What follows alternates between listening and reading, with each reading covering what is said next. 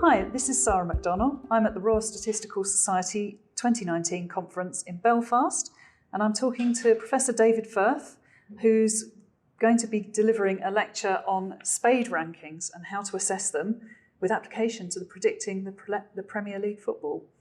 So, David, I wondered if you could just explain what a spade ranking is, first of all. Yeah, so a spade ranking, I'm using the word spade as spade is an old Scottish word meaning predict, and spade just means predicted. And I'm using it. So it's not a spade that you dig with. It's not a spade for digging. It's S-P-A-E-D. S-P-A-E-D, that's Yeah. right. So I picked that word for it because it's a very special kind of prediction that's being done in one of these things that I call a spade ranking.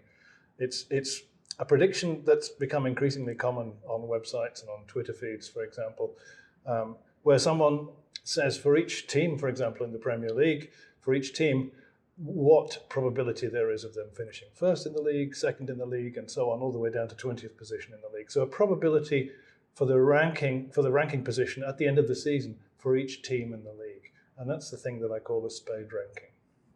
Okay. And so you wanted to test a spade ranking. Yes. Is that right? You wanted to test how well it was predicting. Yeah. So, yeah, this is something that occurred to me. I mean, I'm interested in football and I'm interested in statistics, and up until recently I've not mixed them. And I have a sort of rule, which is I only ever mix them at evenings and weekends. So I'm actually breaking that rule by talking to you here on a weekday about this. The thing that got me interested in this was that I noticed that someone had published one of these spade ranking tables, and I'd never seen one before. And it was a very attractive presentation of a set of probabilities. And then the statistician in me kicked in, and I started thinking about, well, how do we know whether these probabilities are good probabilities or not?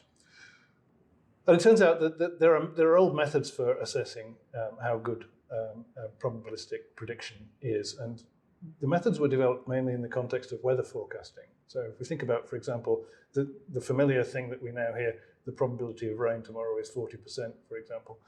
We can assess a weather forecaster on the strength of the sequence of predictions that they make, and then comparing that with the actual outcomes for the days after they've made the predictions, and score their performance.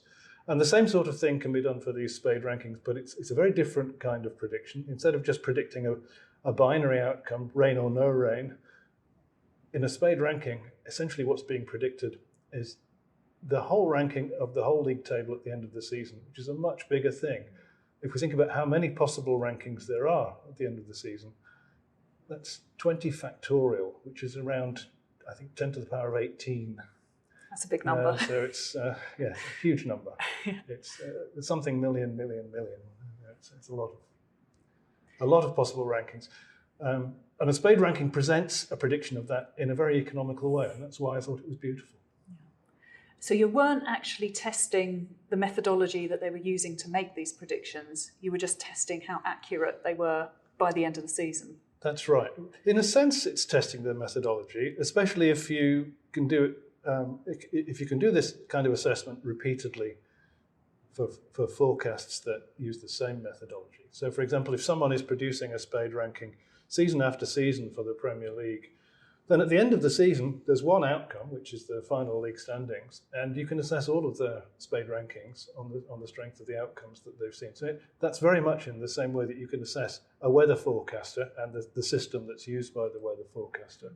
We could do the same sort of thing for spade rankings. But in the talk that I'm giving here, I'm only going to look at one season's assessment. So how well did a particular spade ranking do last season? And how well did that one do, the one that you looked at? So the one that I'm going to look at is the very one that got me interested in this last February, which came out after around 12 matches to go in the Premier League, so around a third of the season still to play. And it had some probabilities in it that seemed strange to me. So it had a 58% chance, for example, of Manchester City winning the league. And at that point, it was neck and neck between City and Liverpool. So quite why that was the case. Anyway, that was what got, as the football fan, that's what got me hooked on this.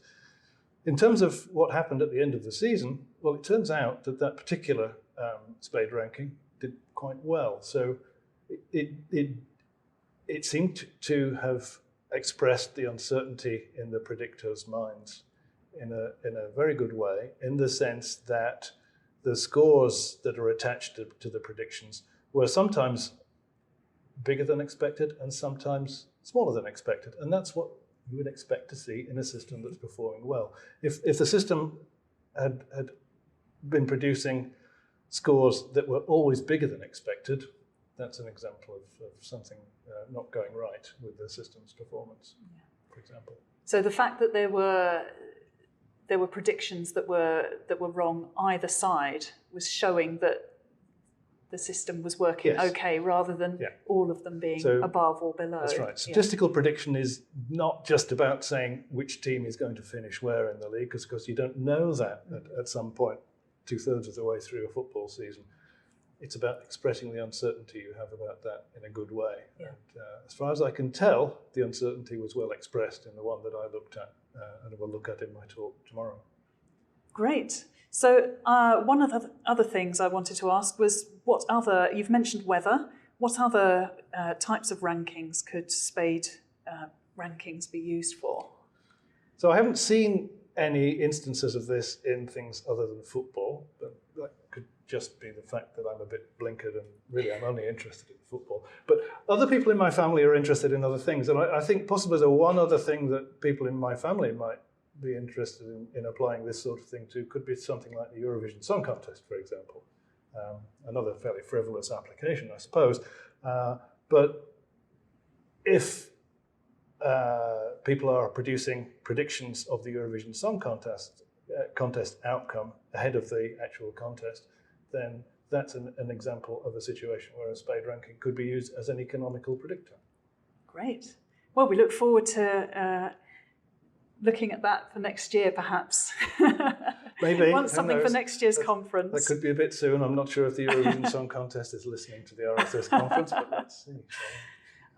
Professor David, thank you very much for speaking to us. You're very welcome. Thank you.